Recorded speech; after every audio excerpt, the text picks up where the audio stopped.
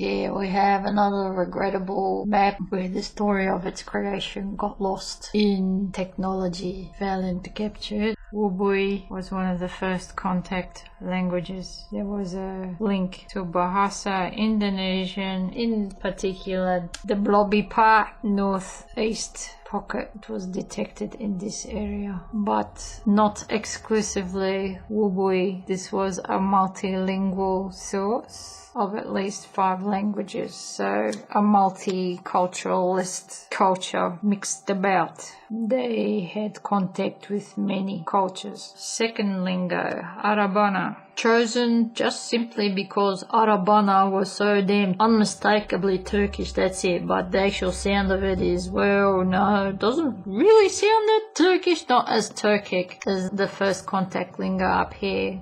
I was able to perceive the distance, super long distance, and actually impossible for it to be a direct straight line. There would have been some super long distance multi-generational movement to actually get to a spot like down here. Interestingly, with Arabana, there was no perception of movement. This lingo came across as a source that was primarily stationary, or it found some method to hang around for a really long time. It is carrying some sticking point or a glue that made it thrive. I don't know if there's some geographical source of nourishment or something that would support that versus a form of far gone hardship that's so acute, which forces people to work together, stay together instead of split and separate. It had a gluing quality.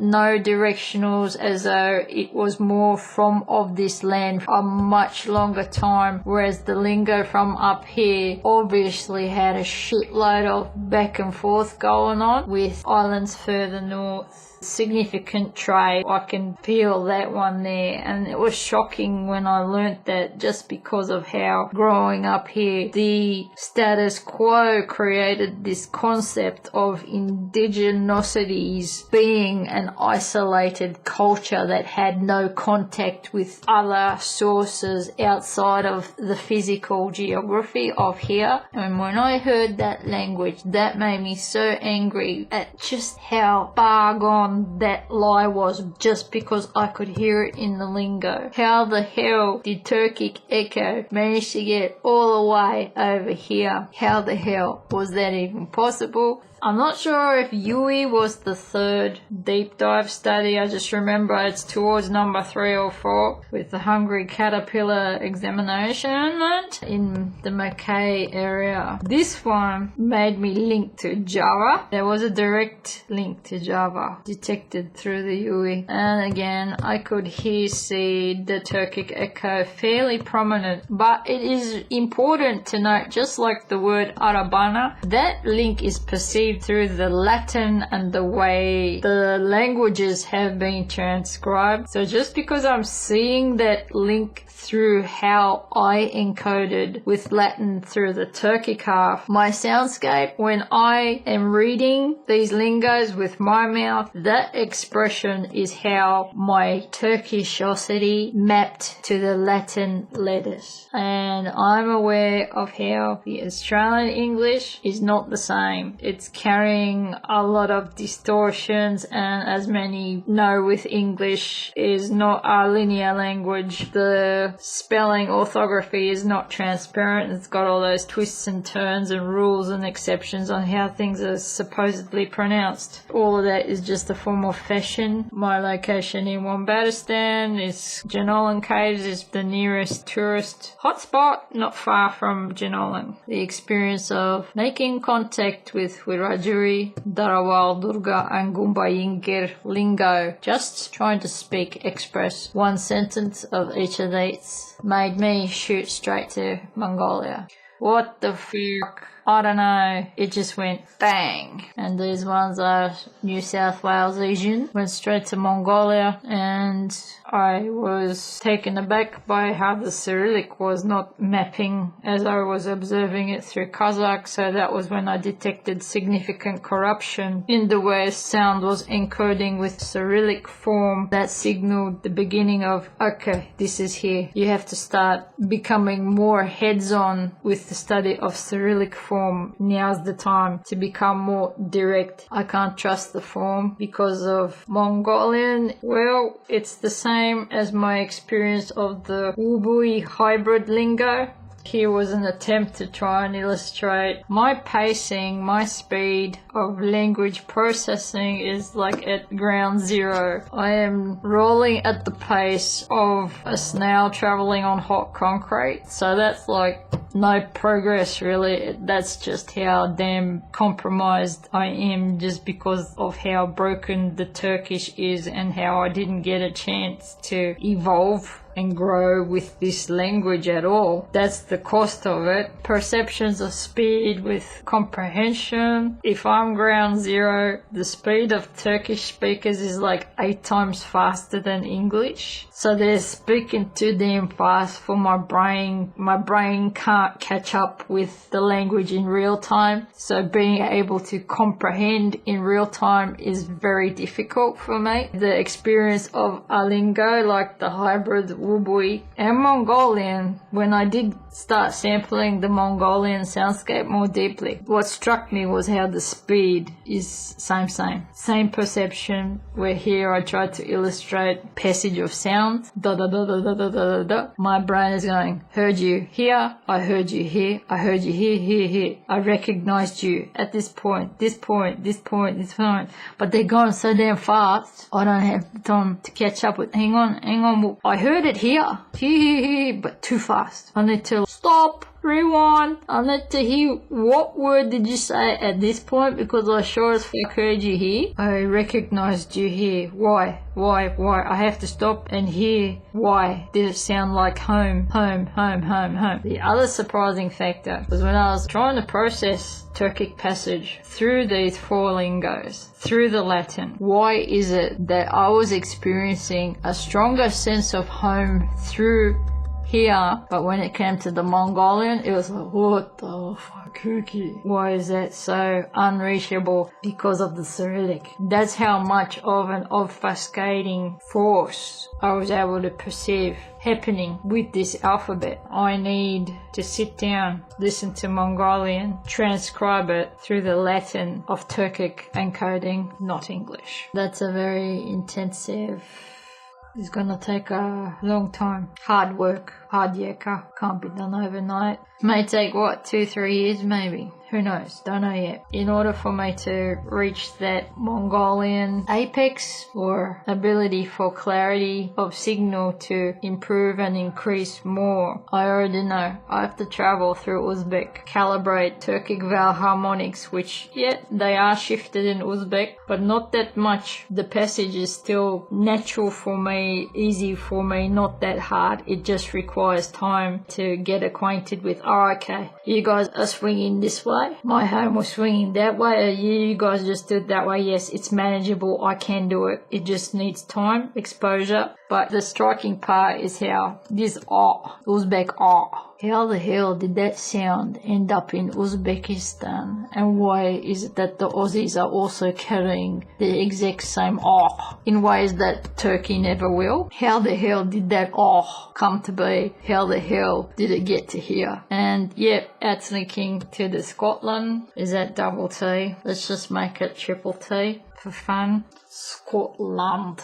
So I don't know if that's why I had to make mention of the Indigenous Loch Ness that I detected all the way from Wombatistan over here. Don't remember, did I mention yet? From Wombatistan I perceived a culture located southwest of South Australia. Could have crossed the border somewhere down here. I'm looking for a culture that had a very strong connection to the shark. Possible cuttlefish, shark like cartilage, shark like vibe. It's not jellyfish. I just feel that like the cuttlefish had that high density polystyrene feel. When you scratch that shell thing, it's sort of like polystyrene vibe about it. I have no idea if cuttlefish can survive or even become some common thing here at all, but it's some kind of sharky cartilagey vibe. I just ended up calling them the shark people, the shark tribe. No idea what the climate is like. Is it warm enough for sharks? I've got no idea. But that's how the visioning arrived in Wombatistan. This indigenous Loch Ness. That was some kind of super bad motherfucker. Super evil. It was so terrifying. It was like throwing all of its weight on me, but I'm just like an innocent bystander who just had the misfortune of being born here. It's not like I chose that. It was awful. Very scary. Perception of people from the Northern Territory region banishing someone or some spirit. I don't know. This was a really bad motherfucker. Family fucker. This one bad shit. The family, if it was a person connected to a family, the family needed to disown it and send it off so goddamn far away it could never get back. I don't know if culture in this area might be aware of an energy, some kind of sea related entity that's been banished, and how I pictured it was what I'm looking for with the energy that I perceived from the signals over here. I'm looking for under ocean valleys, sheer cliff drops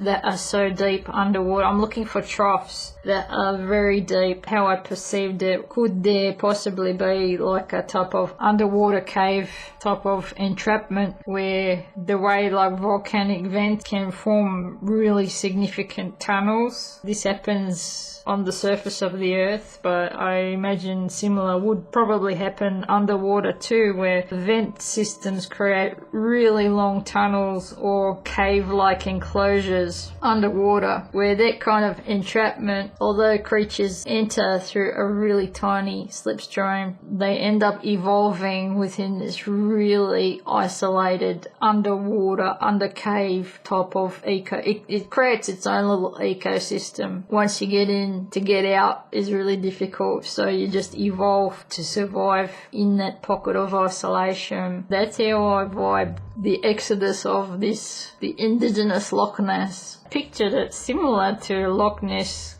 eel-like, snake-like, similar size in its magnitude. How big is a Loch Ness? I don't know, just pictures in my head of this Loch Ness. Really massive boa constrictor. How wide would its girth be? Oh gosh, I can't even begin to try and estimate that. But yeah, I pictured that its banishment was so deep underwater. They couldn't kill it, but they were able to trap it where it can't come out. It's still alive. It hasn't completely been exterminated, but it's trapped in a lock hold. That was why did I bring that up? Because there was a ping point from this area, a language I have to connect with in this spot. There is a language here for me. I already know. I have to connect with something here. My closest remote relationship would be through the doofish, or is it a Jewfish? DHU fish that my brother ate in a Perth spot. So I don't know if this fish can be caught further north, but I'm picking this one through that fish. Yeah, that must all sound bizarre. What else did I write? The process of shooting straight to that Mongolian as I was processing Wiradjuri, drawing the topography for Ira versus Turkic Ira. I was about to do the same for the Uri, which is a vowel breach, and we have to clarify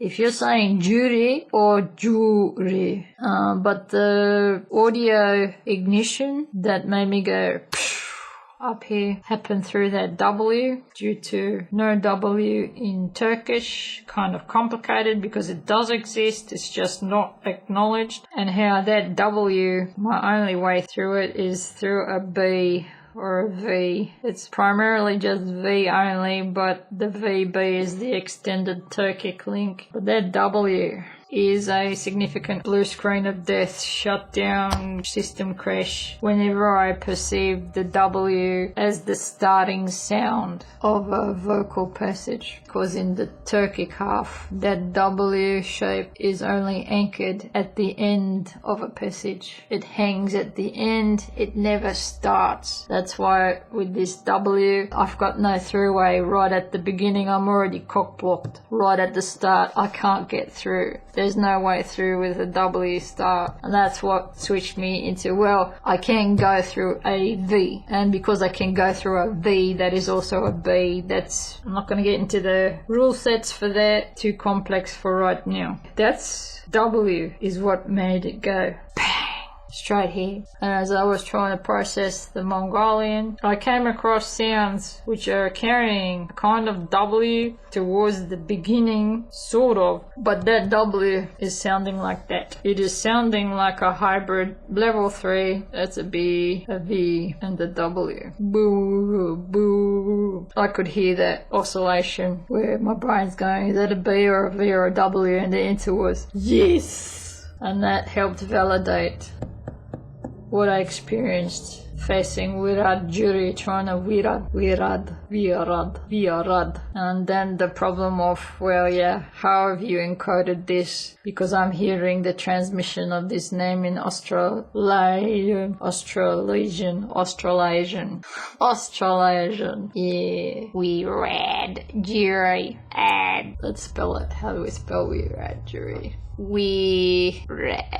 Red. Chiri. Is that a CH? Yeah. Or is that a Zhuzhugabo? Yeah, exactly. Those sorts of issues. And then doing jury, not jury. And that passage, trying to do the topography of the Uri versus the Uru, and how I don't have a way through except through the Uri. That's for the next focus point, trying to tackle that in 3D, examining how the passage through the spine of R, how it works in my language, how my observations in another language are in breach, not conforming to my topology, and trying to compare how can it work, how is it different, how is it the same. I think I've covered just about all that I could. I'm aware this feels very, what the hell, but I know it was really important to document how these specific lingos sent me straight to Mongolia, and that was a very critical trying to find my way back home type of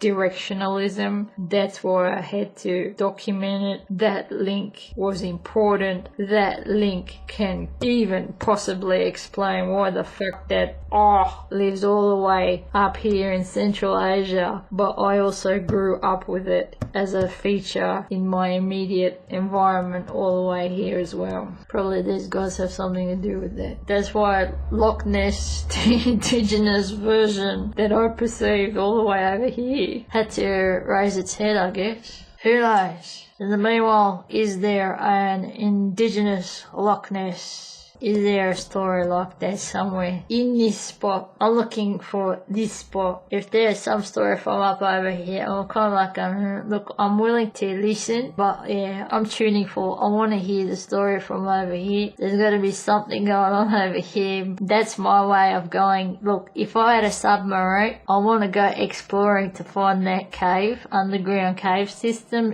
or is there some interesting geography going on underwater in this specific spot I'm looking for? What does it look like under there? I'm just curious. Maybe there is something like that. And if there was, I guess that's my story of, yeah, well, that's what it looked like. It was a really bad evil. The people tried to get rid of it. They couldn't kill it completely, but it got trapped. That's how it came to me. That was how the land made me experience it in this specific spot over here.